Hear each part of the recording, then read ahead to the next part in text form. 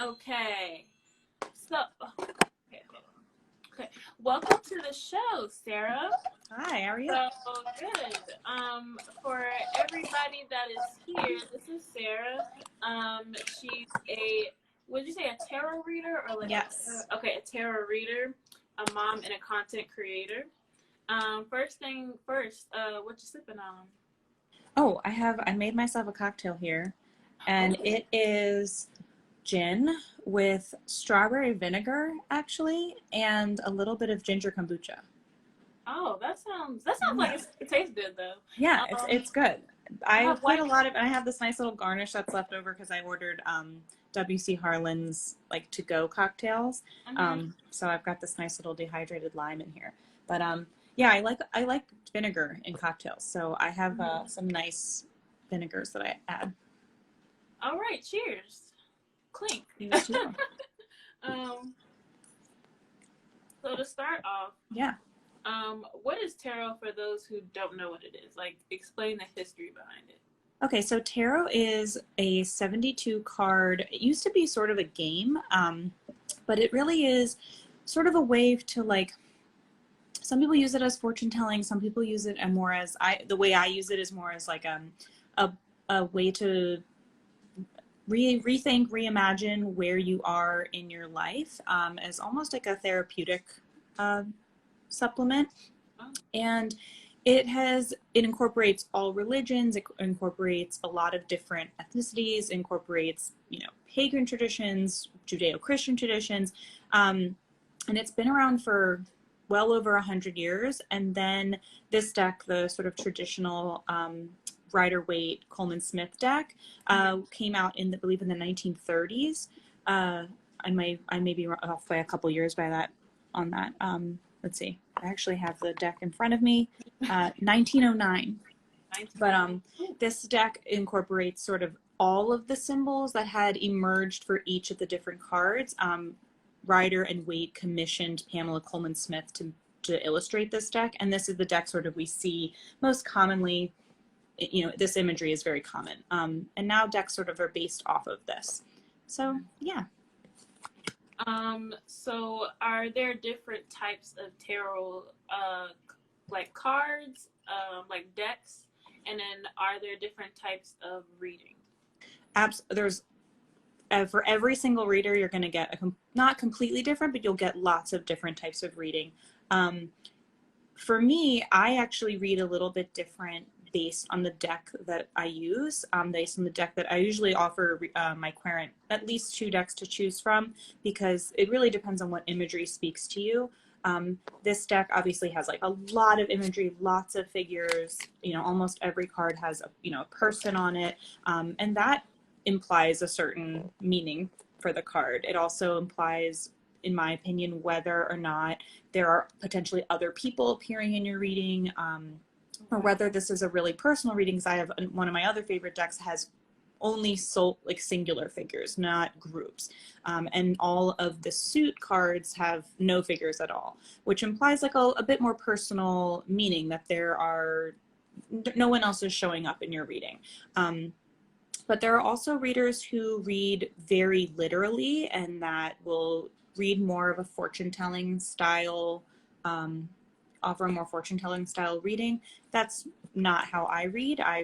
My job, in my opinion, is to tell you what the cards say, and to sort of talk with the querent about how that applies to their life, what sort of like pull the thread, right? Sort of unravel the sweater and see really what comes up in a reading, rather than me inferring too much from the cards. Gotcha. Thank you for sharing that. Yeah. I Googled a little bit online. Mm-hmm. So, does tarot reading have a connection to astrology? It does, in that each of the astrological signs actually correlates to a tarot card. And that, some of the sort of signifying characteristics of those signs are then applied to that card.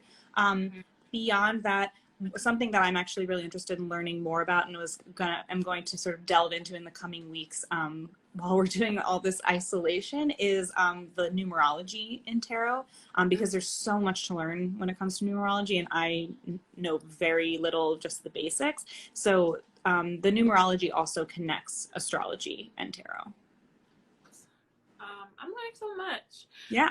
The reason why I'm like asking so many general questions is because I don't know a lot about tarot. And yeah. No, general questions is the way to go. Yeah, there's a lot of people. I feel like there's also like this negative connotation when we think of tarot sometimes. Or, Definitely. what was her name back in the day? Cleo. Yes. Yeah, we think of her, or we think of like the weird woman at the carnival reading people and it being evil. And I wanted to know, do you have to be like psychic or some type of sensitive to do tarot? No, I think so. Just like a side story is that I was actually approached by like a psychics group and asked if I wanted to sort of join and be put in contact with potential clients like through their group. And to me, I wasn't comfortable with it because I don't pretend to be psychic. Like I said, I don't read tarot as like fortune telling. I'm not going to tell you this is going to happen in the like in a week. A friend of mine got a reading once and somebody told her like, you're going to get a speeding ticket.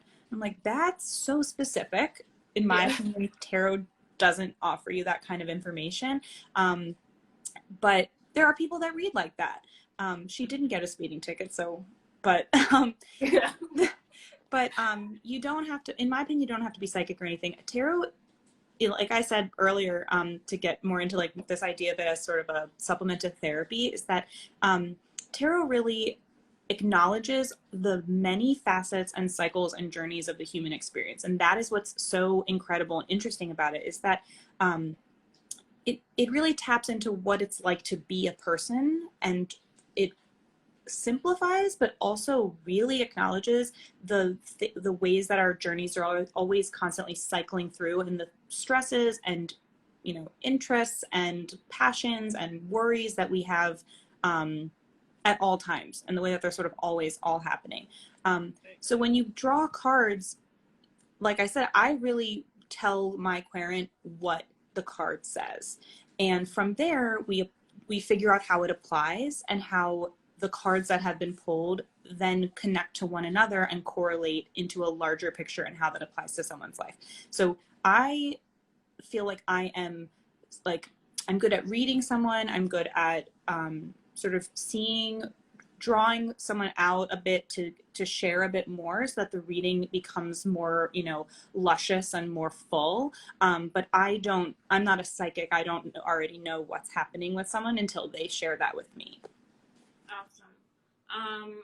So how does religion play a part in your life and through tarot? So for me, I was raised Jewish, and I still have some Jewish traditions in my life, but we are overall mostly secular in my household. Tarot for me, is not religious, except that tarot is very religious. Tarot really incorporates, let me see if I can find quickly a card in this deck that exemplifies this. But tarot has lots of religious symbolism, specifically from the Old Testament. But it also has the Hierophant, for instance, is really a religious figure. He's a pope. He's meant to look like a pope.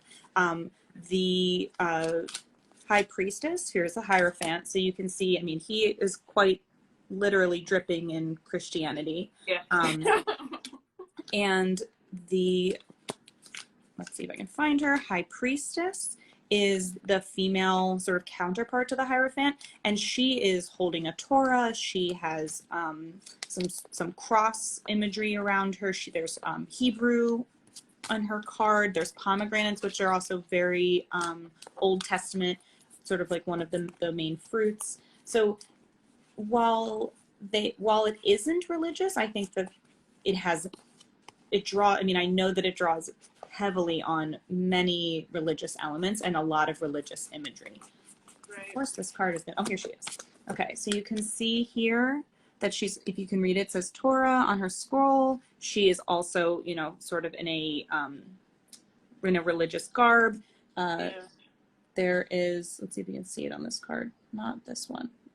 But yes, she is, I mean, there's pomegranates all behind her. So there's a lot of religious imagery throughout, which is actually one of the ways that I think I have been able to draw a lot of people who have been a little nervous or afraid of tarot. I've been able to explain that to them and make them a little more comfortable, because like you said, tarot really is this, like, in the movies and TV we see, you know, the spooky old woman who draws the death card and then someone dies, and that's not, it's just so far off, and it gives it a sense of, you know, a stigma that's a little bit hard to break away from at times. Yeah.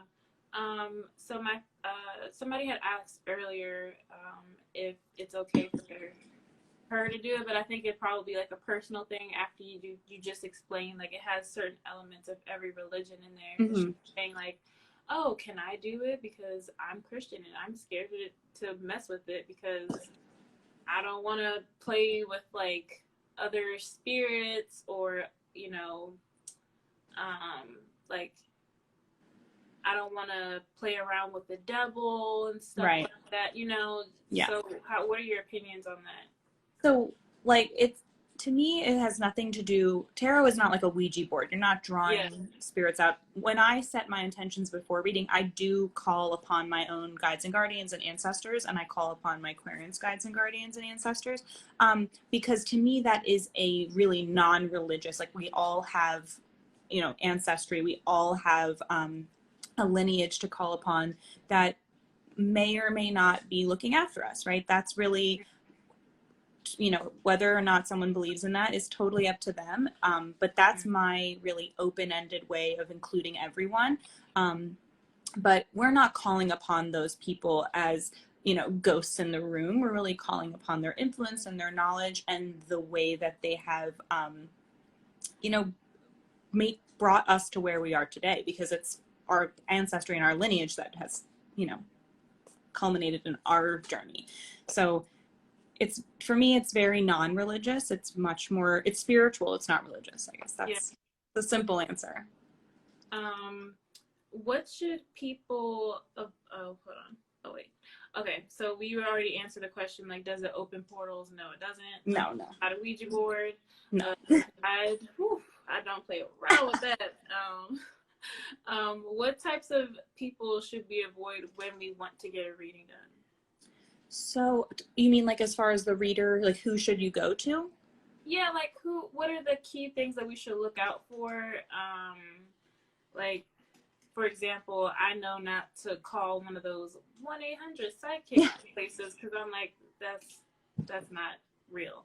But what if I'm trying to support like a business that's around my circle? Like, what are some things that we should look out for? I don't know.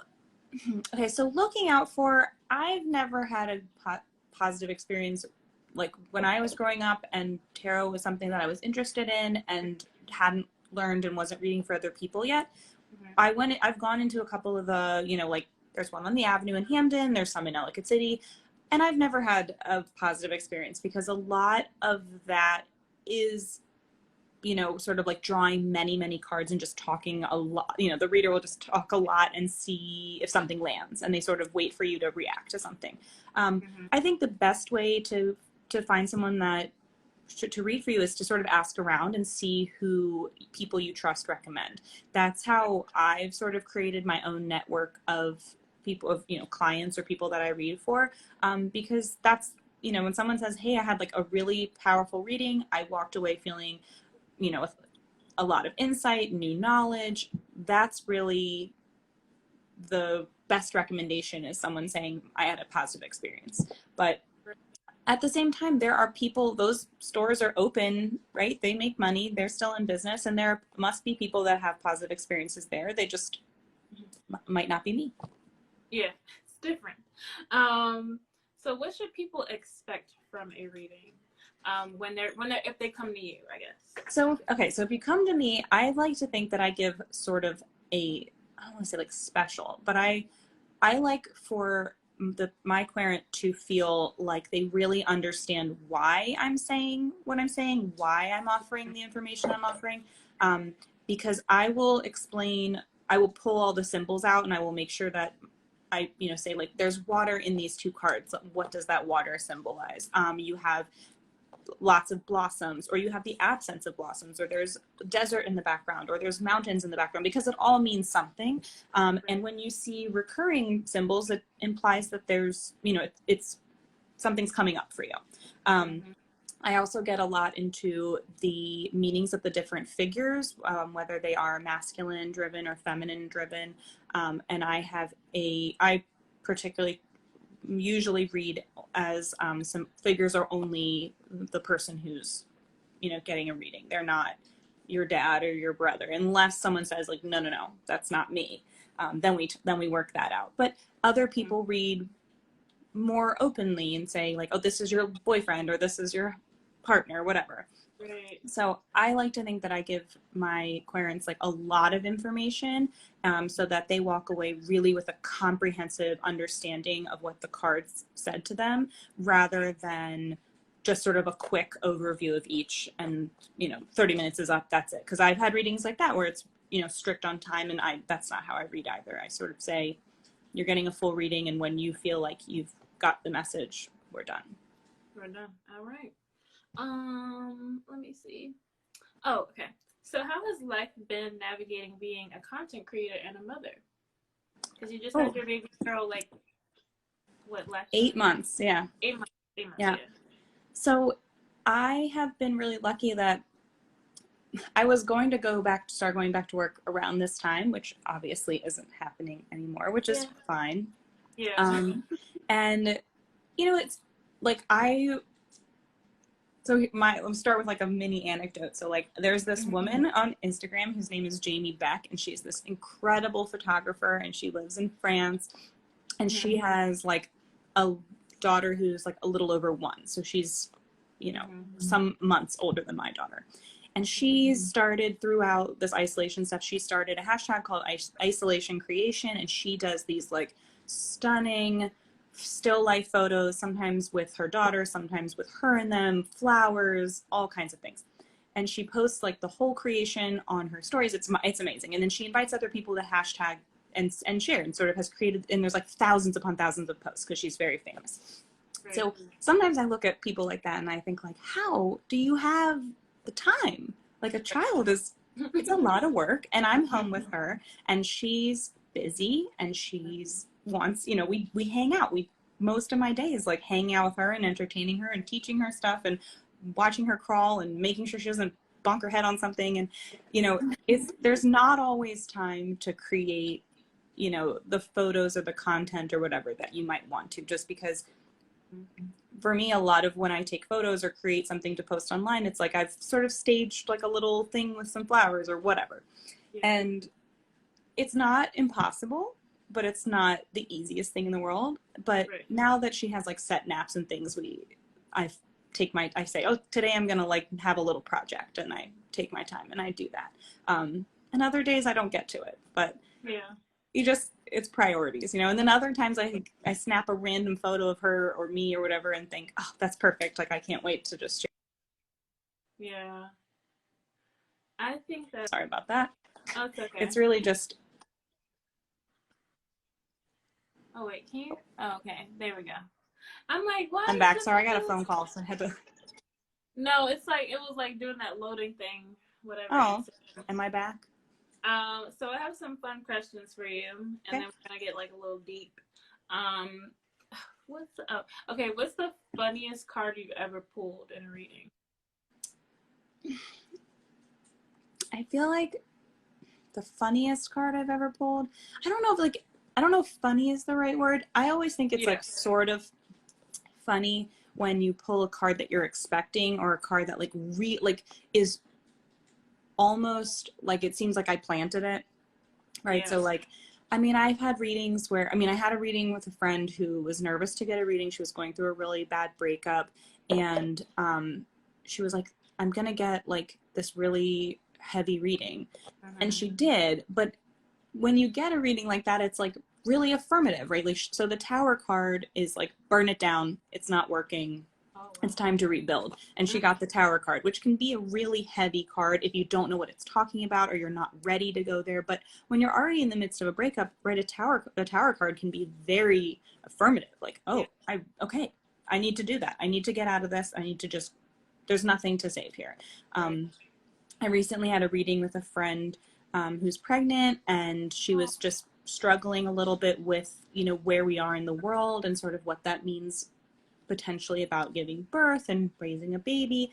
And she got the root of the matter card was the Nine of Pentacles, which is I pulled many times while I was pregnant. And it's a beautiful card about like abundance and creation and like the feminine ability to like make things blossom in your presence. And it's just a really positive and wonderful card to get, especially while pregnant. And so that was, you know, it's sort of, I laugh whenever, like, that's the best one. Like, that's when I laugh while I'm reading, where I'm like, oh, this reading just really had a message for you. Like, it heard you and here's what it had to say.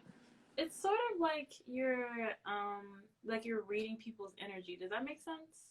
It is. I mean, a lot of it, I will say, like, sometimes I'm reading for someone and I can feel that they're not ready to go as deep as the cards might want them to. Like, a serious card will come up and I can see on their face, like, they're not really ready to hear the heaviness of this card. And so it's my job to sort of mediate between the message and the person, you know, who's receiving it.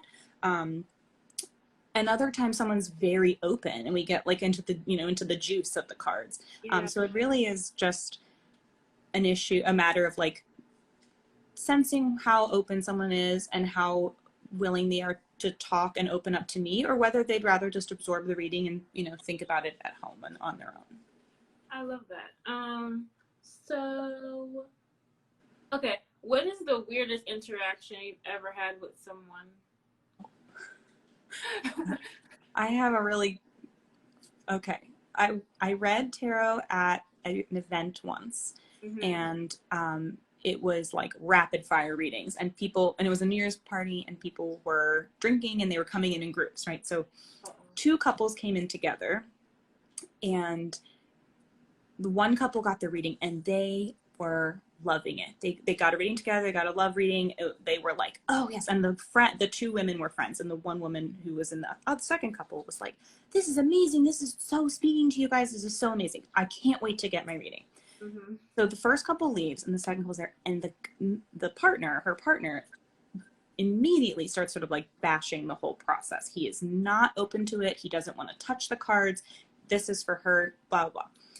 So I'm like, all right, okay, well, let's just go through the motions. And we do the reading, and everyone had been drinking, and he sort of became a little bit like pushy, because he actually got very into it, but he had a lot of alcohol.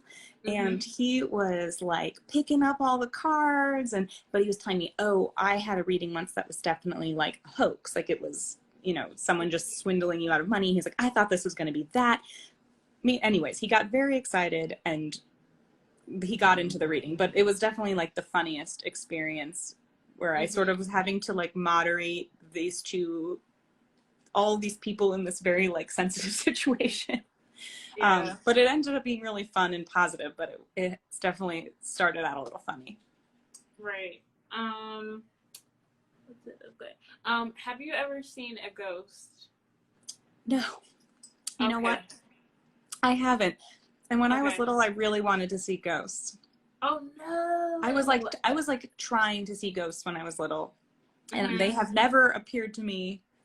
And so I don't know whether to be offended or grateful, because I think if I ever saw a ghost, like, it would break my brain and I would be like, my whole reality would crumble. Yeah. But I definitely tried to see ghosts as a child. I remember I was, this was when I was living with my grandparents. My parents just got a divorce and we moved in with my grandparents. And my grandfather was talking about how, you know, how they're always with us, our ancestors. And I was like, let me just make this known to all my ancestors. I love you, but I don't need to see you. Like, I am good. Like, I don't want to see type of spirit, no nothing. Like, just, help me when I'm in trouble, but I don't need to see you. So, I think they listen. It's hard to know whether you'd want that or not. Yeah, I'm still terrified to this day, but I was scared of everything when I was younger. Like, even aliens. Like, it was. Oh, I'm still scared of aliens. Yeah, like, I cannot. Yeah, like something standing at the end of my bed watching me sleep. Like, if I watch a movie or a show with that, I like won't be able to sleep. Ooh, I'll be like, I'll be like, as the show's happening, I'll be like, ooh, scary, scary. And then at night, I'm like, why did I do that? Yes. Have you ever, did you watch Haunting of the Hill House? I did. Yeah, no, I couldn't sleep after that. That was bad. Oh, I didn't like it. You didn't? No, I'm weird about, like, I didn't like the end. I thought it got cheesy. Oh, okay. I liked the, like, in the house spooky stuff, but I didn't like the ending. That's fair. I'm also a literature person, and I have, like, feelings about the fact that that's not really the book Haunting of Hill House. They sort of made, like, a prequel. And I'm like, why'd you call it that then? Because there's a book.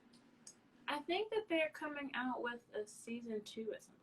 But it's not, apparently it's going to be sort of like True Detective style, where they're going to make like a whole different house or something. Oh. That's what I understand. So, what is the best part about motherhood? Oh my gosh. Babies, she's just so cute. And she is like, she just does a million things. Like one day she won't know how to do something, and then just like watch her learn to do it. Like she started clapping and waving recently, and that's like, I'll just never get sick of it. And and you can say clap, clap, clap, and she'll wait and she'll clap, and like you don't have to do it. She just knows the word, which is like blows my mind. It's really wild. Like watching her learn how to do this, like pick things up with her little fingers. Yeah, that's been crazy. Because like at first she would sort of like grab all her food like with a fist and sort of like struggle to get, if it wasn't like close enough, she couldn't get it in her mouth. But they learn so fast, and like, there's that old adage like babies don't keep, and it's so true, because I feel like I gave birth yesterday and she's already like crawling and standing and everywhere. Yeah, just growing. It's wild. It is weird to, like, I have younger cousins who one is 1, one is 6. Well, yeah. Oh my God. And just seeing them grow is just like, oh, you just popped out a minute ago. Yeah. And I'm like, oh. And then to like think back, like you were once that size. Yeah. And like now you're this person like out in the world, and I like can't imagine being comfortable with her. Like I moved to New York when I was 18, and I'm like, I can't imagine being okay with that. How did my mom not like put a tracking device in me? Like I don't like the world is so big and it's scary, and I'm like, how am I ever gonna let you go out into that? But eventually you do.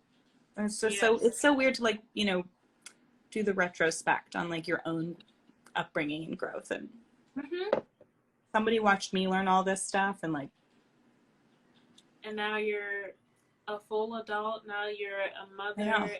And somebody's mom. Now you're making content. You're out in the world. You're accomplishing things. It's awesome. Thank you. You're welcome. I cannot read today. Okay. What is your idea of success? I used to think it was like tangible accomplishments, like having a certain job or living in a certain place. But I feel like we live in a world where it's very hard to feel content, right? You feel like I'm in the right place. I'm with the right people. I've created the right space for myself, and I feel secure and safe, and I wake up with a lightness. And I think that's success. It's like just feeling okay, feeling like you're in the right place. Yeah. I really love that I asked this question, because you and a lot of guests that I've interviewed so far, you guys aren't saying like, oh, I want to be a billionaire, this and that. Like you're not. It's more so of the feeling of feeling at peace, the feeling of just like being happy with where you're at. I mean, yeah. So thank you for sharing that with me. Well, I feel like this whole isolation thing has brought that out in all of us, right? Where like we're suddenly forced to, you can't be out in the world. Like if you don't feel safe in your home, like not physically safe, well, but of course physically safe, but like also just like able to relax. Like you've built a space for yourself that feels comfortable and beautiful and like it brings out the best in you. Like if you haven't done that, that's a harsh, you're in a harsh spot right now, right? Like you're really stuck in that.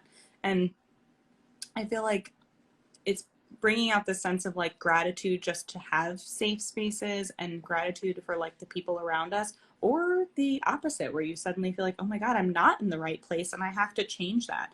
But at the end of the day, we all go home, right? Like that's where you have to feel the best. What is your favorite card? Card? Mm-hmm. Okay. I talked about the Nine of Pentacles. Mm-hmm. So it's her and the World. And now I gotta find the World. And the funny thing is I almost mentioned the World a second ago because the World is like all about being in your perfect safe space. So here she is. The World is actually a hermaphroditic, which is meant like there's an implication that we don't really know what's beneath this sort of shawl thing. And like the four elements are all looking in on her, representing obviously the four the elements of the earth, but also the elements in astrology, which we've talked about. And she's like sort of surrounded by this laurel, which implies like she's in this like protected, the earth is looking at her and protecting her, and she's just in her perfect place. Like that's really what the World card is all about. But the thing that's so wild and cool about the World and also tarot in general is that you're never just done, right? You don't just like finish your journey, hit the world, you're done, you're golden forever. You're here for like a blip, right? You experience this feeling for a moment and then you're back to the full and you're back to restarting a journey, being ready and eager and willing to learn something new. You don't get to stay here. And that's, that's real life. And that's why I think tarot is so fascinating, is that like, it really does acknowledge the many, many states of our existence and the states of our well-being and the states of our journey and the pain we suffer, the joy we suffer, or not suffer, the joy we experience, or the joy we suffer, I don't know. It also, it acknowledges and understands the way that we work, the energy that we exert physically, mentally, spiritually, emotionally, not just our jobs, right? But our efforts, the things we put ourselves into and what we earn from that. And this, like the pentacles are all about our creature comforts, our spaces, our health, our money, what we do with the things that we earn and how we build security out of that. And it's just, tarot really does understand, which it's just so nuanced. It's really, I could talk about every card and get equally excited, but it's a very nuanced 72 images. I'm looking forward to content from you that talks about like every card because I read almost like everything that you post. Oh, thank you. Tarot, you're welcome. That's the reason why I decided, I was like, what if I just interview her about tarot? Because I don't know a lot about this, and I think it's a very interesting subject to talk about or to even like learn about. And I think it's so. I feel the same. I'm like always learning and always like I love following other tarot readers who post about cards because as much as like they have any meaning, they also are. Each reader, feels a certain way about certain cards and also gets excited and has something really exciting to share about certain cards. And I love, seeing that same stuff. Yeah. What's your favorite movie? My favorite movie, I feel like it's probably not this anymore if I really thought about it. But right now I feel like, my classic answer is From Dusk Till Dawn, which is like an old Robert Rodriguez movie with Quentin Tarantino. Yeah. And I always love that. What'd you say? Did you watch the show? Oh, you know what? I didn't. Oh, I okay. I tried to watch. There's like a second one, and Uh, uh, there's a third and one. there's a third. Oh Lord. Mhm. Well, I really just stopped at the first one. You got Mhm. Selma Hayek. You got Quentin Tarantino as that creepy brother. You got George Clooney when he was hot. You got Juliette Lewis when she was a kid. Like Yes. Harvey Keitel when he's not like a scary Nazi man. Like there's just Mhm. such great performances, and I love movies that like flip in the middle. Like Yes. Tarantino has quite a few of those. Like I was like having a big think the other day about Death Proof, that of the Grindhouse movies. Mhm. But I love a movie that's just like, and you thought you knew it was going on, and whoop, you didn't. You didn't know Yeah. anything. One Tarantino movie that I did not like was Once Upon a Time in Hollywood. You I was didn't like like, it? oh, I was like, when is this going to end? Because like I liked it. I loved Margot Robbie's part. She was Sharon Stone, correct? Yeah, Sharon Tate. Sharon Tate. So I liked her. Where did I get Sharon Stone from? Anyway, She's an actress too. okay. But I liked her part. I liked the part where, and if you haven't seen the movie, oh well, I don't care about spoiling it. My friend Diana is potentially watching, and she's seen every movie that's ever been out. Oh, okay. So we're movie girls. We're movie friends. Okay, cool. If you have the AMC, $21 a month. Yes. Hi, Diane. Yes. But I like the part where Brad Pitt like punched the guy in the face, and then from then on, like when he went to the ranch, or Yeah. I liked it from then on. But the part where, oh my god, Where it's when like Leonardo leading up to it, and it's all the movies. yes, and then he's talking to this 12-year-old, and I'm like, I miss the movie theaters too. I miss going by myself. Like that's the best thing ever, going by myself. But I was like, when is this going to end? Like, I don't know. You know, I didn't like was it like the one with like not the Magnificent Seven, the eight Hateful Eight. Oh, Hateful Eight. I didn't see I that. didn't like it. It That's was so like appealing. it was. I felt like this movie is 1,000 years long, and then it was also my husband's leaning in to look at the screen. Um, and then it like got real silly at the end, and I don't feel like there was actually 8 people. I think that count was wrong, but I didn't love that one. But basically, good Diana, we agree. I like most of his other movies, Yeah. but I like him even more as that action. What? As the I read Pulp Fiction and like couldn't speak properly. I liked him as an actor. I thought he Oh, was okay. good Yeah. in From Dusk Till Dawn. He's just so He was. creepy and Yeah.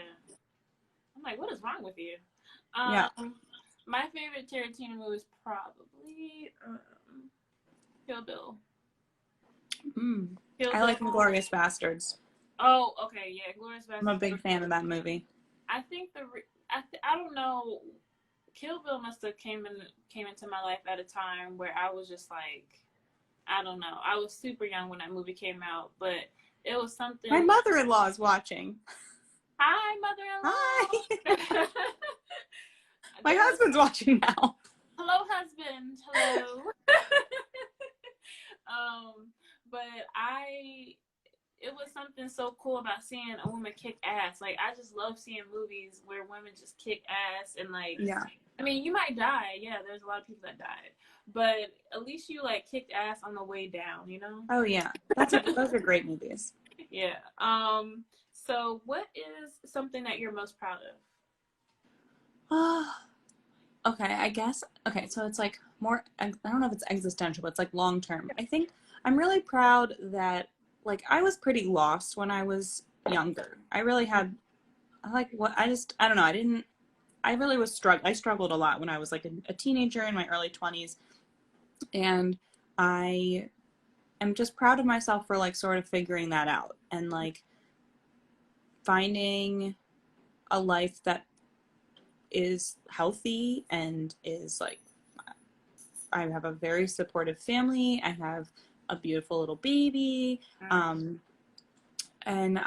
that's what I'm proud of. I'm sort of, I don't know. I always had support growing up, but like with mental health stuff and sort of just decisions I was making that weren't healthy for me and were like, especially for my mind, you know, being able to sort that out myself without,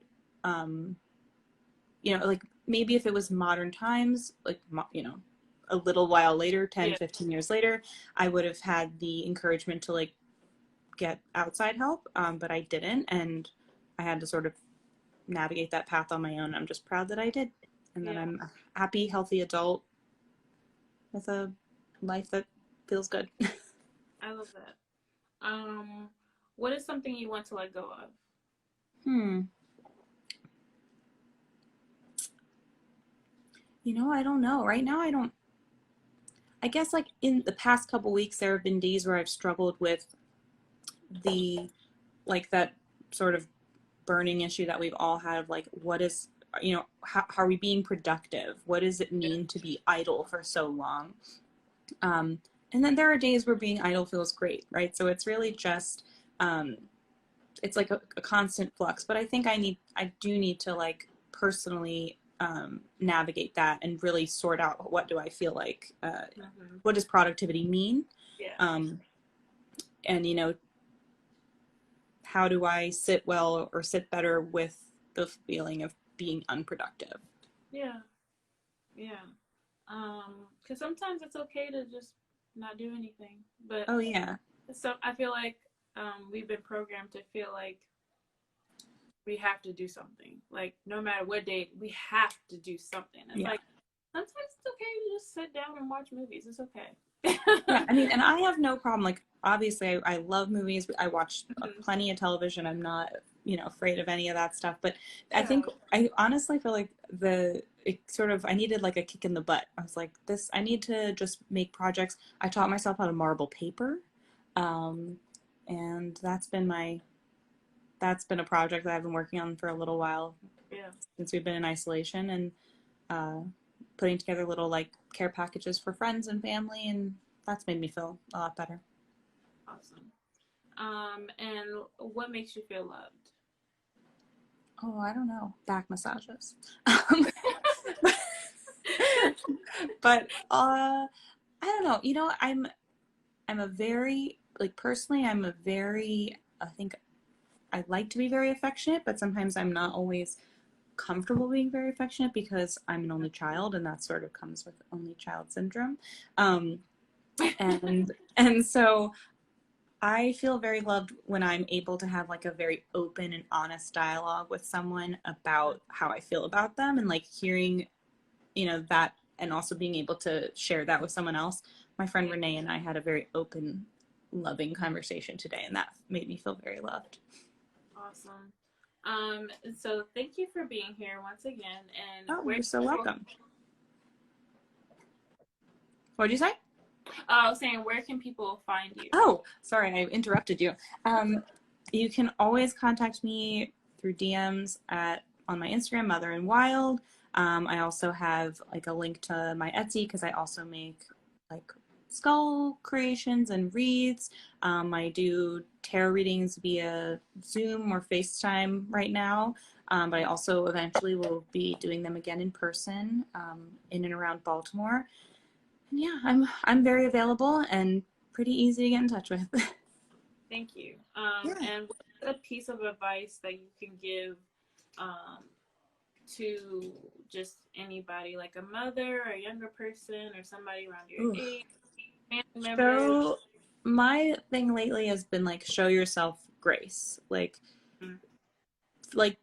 we are all so hard on ourselves, and I think that's been especially clear to me since becoming a mother, just how much pressure is on all of us, but young women in general, to sort of like be all these things and be them perfectly. Um, Mm-hmm. and thing motherhood is hard, but just being is hard, right? And like we're all really being ourselves are sort of like being shoved in our faces right now. We have to really come to terms with like who we are when we're alone and how does that feel. And I think that just showing ourselves grace and showing ourselves compassion and showing ourselves patience is so crucial. But not only looking inward, but also looking outward. Like Mm-hmm. The people around us everyone's struggling right now, whether it's someone who is sick, knows someone who's sick, or is just isolating and doing their best to be safe right now. Like, this is tough. This is intense. And just being patient with everybody is important. Alrighty, thank you so much. Thank you for having me. This was really fun. You're welcome. Thank you. So let's bring in the wind chimes again. And you guys can find Sarah on her social media. I will tag everything that she put in here. And yeah, everybody have a great night. Be safe. Wash your hands. And you can find Sarah on her Instagram DMs. Be nice. Be kind to yourselves. And thank you, Sarah, again for joining us. Thank you for having me. Have a good night. You too.